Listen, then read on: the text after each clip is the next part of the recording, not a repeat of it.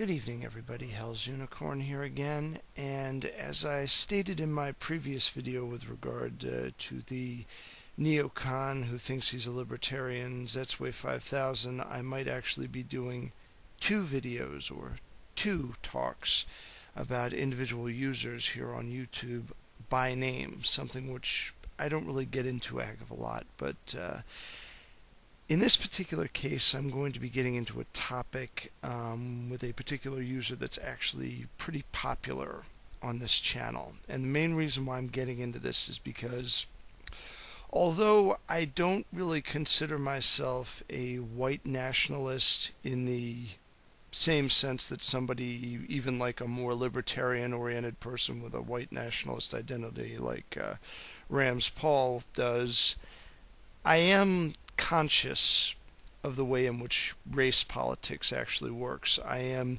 very much aware of how political correctness works, how minority power play politics works, both in black, Latino communities and so forth. And I'm always keeping an eye on it because it is a very integral part of the way this country works as it is right now. The American system of governance relies on a very unique and intricate combination of union and division politics. And this union and division is based largely around a number of differing criteria, but one of the favorites of left-wing politics is the racial divisions.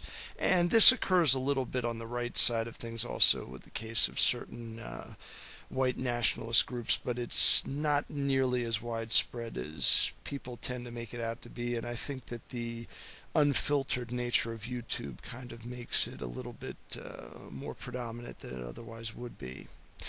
But by and large, if you look at the federal and state government policies throughout most of this country, it's pretty easy to surmise that the left-bent form of political correctness has been winning out over the course of the past few decades.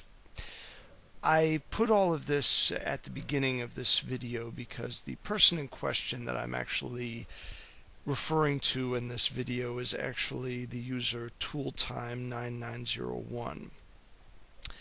I've been on YouTube about the same length of time that he's been on here, and much as is the same case with Zomgits Chris, The Amazing Atheist, Thunderfoot, all of these other jackasses, I've had absolutely no interest in their channels whatsoever. And I only became briefly interested in one or two of Tooltime's videos because I had several people asking me to look at his videos, particularly with the issue of white nationalist parades going on in Canada, and that's really where this all starts out. Tooltime has basically made three videos, two in conjunction with the first one, which was him essentially mocking these white nationalists up in Canada. From a free speech standpoint, and again, I'm not a person who actually fully supports all forms of free speech at all times. I do believe there are limits on it and that the state governments can actually place further restrictions on them. This is not current constitutional law. This is simply my own opinion.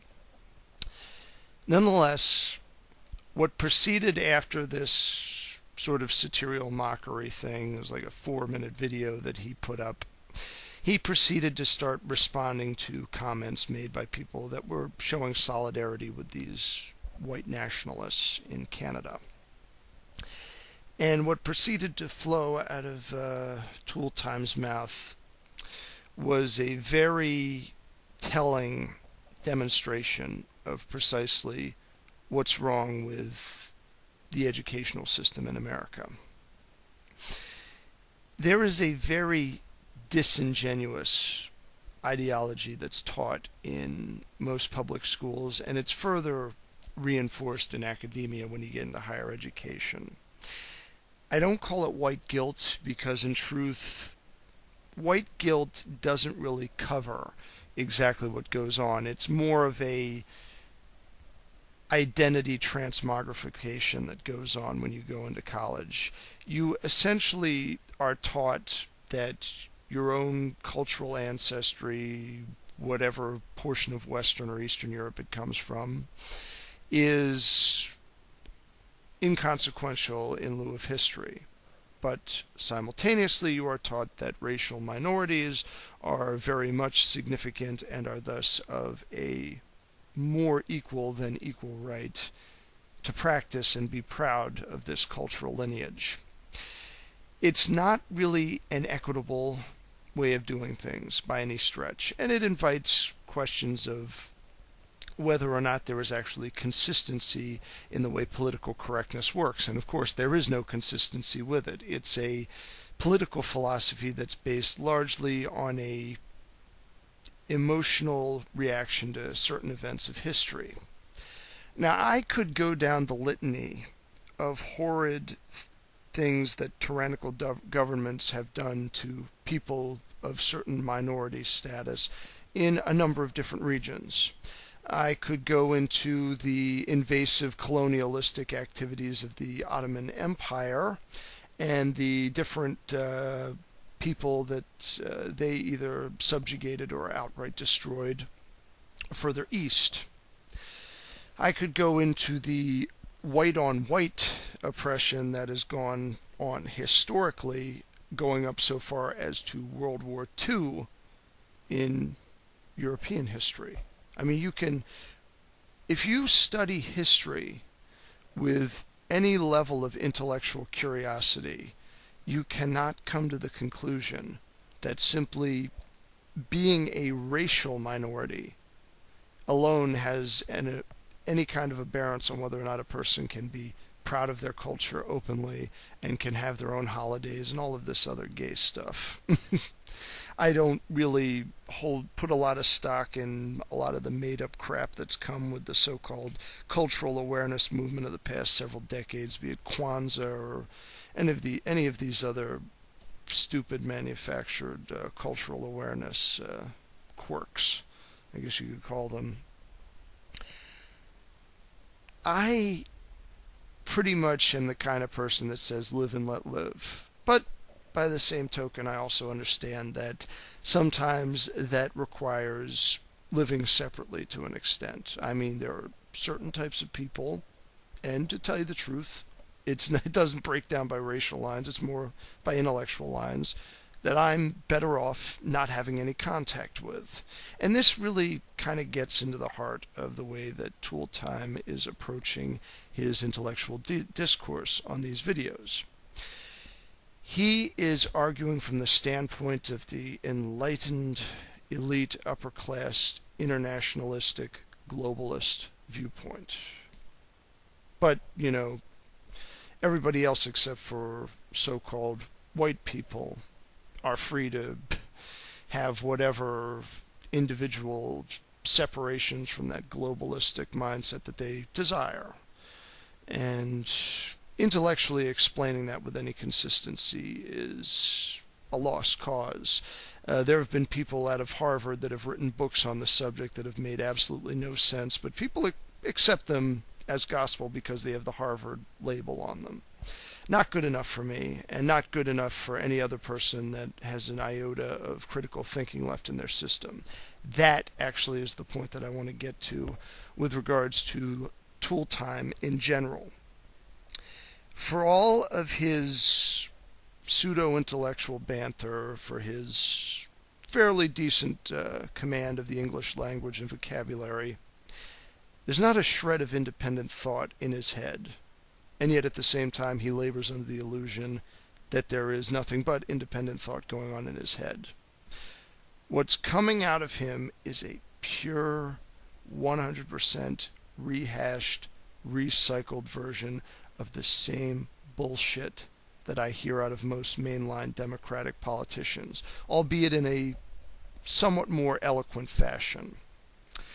The atheism thing with Tooltime, that's just a little bit of a thing that he has going on that allows his assertions to be a little bit more fringe sounding. Like he can say, well, you know, white people had such advantages because they believed in a God that gave them the right to colonize everywhere else, as if any of the other religions, either pagan or monotheistic that occurred either before or during the same time didn't teach the exact same thing. I mean, for someone who claims to be an intellectual and an educated man, I haven't heard Tooltime remark on Plato's writings regarding how thankful he was to have been created both a man and a Greek, and how everybody else was beneath him as a result, let alone some of the other writings by other people of different non-Christian societies who made similar assertions. Or even better yet, we can go into some of the atheistic civilizations that popped up during the aftermath of the October Revolution in Eastern Europe and all of the racial cleansing that went in there. Ultimately, what it comes down to is how much information you get and how you treat it. And Tooltime, for all of his claims to be an independent, unbiased thinker, is about as loaded with personal bias as you can get. And it's the kind of personal bias that's imputed from teacher to student within the general settings of academia of present. And it leads to another of disingenuous viewpoints, not just with regards to race, but with regards to other things like religion. Because Tooltime can argue the antinomian atheistic viewpoint on things, he's able to define his own morality, and he's able to sidestep it wherever he sees fit, and he can come up with intricate arguments in support of the idea that he's being consistent. And to someone like me, it's just him coming off as being a tool. In fact, the title Tooltime is actually a very telling and a remarkably honest name that he goes by, although I don't think he intended it to come across that way. I think he's just a guy that is a big fan of Tool and a big fan of a number of other bands that I don't care for. But anyway, just to put it mildly, I think the guy's a hack. And I think the reason why the guy has over 20,000 subscribers is because he was riding the tide of atheism. I don't think that the guy's made a video that's relevant to any topic other than that one. I think the guy's a hack in most every sense of the word. And that's the reason why I haven't had anything to do with him. And for those of you that have sent me angry messages talking about this hypocrite on YouTube, you know something, what else is new? I mean, find me a person on YouTube that isn't a hypocrite and I'll be surprised. So, till next time, with prudence to myself and benevolence to all of you, good evening.